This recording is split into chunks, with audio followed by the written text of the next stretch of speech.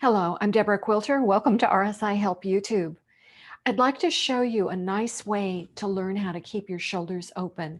This will require a prop, either an ordinary yoga strap or maybe a bathrobe strap or something that's not going to cut into your blood vessels. But anyway, it's really great for just learning how to keep your shoulders open. So here we go. So you'll start in a standing position and you want to even out the strap so that one side is as long as the other. And then you put it around your neck, almost as though you were tying a tie, except that you thread it underneath your armpits and then you cross the straps behind you. And I'll show you what that looks like in a minute.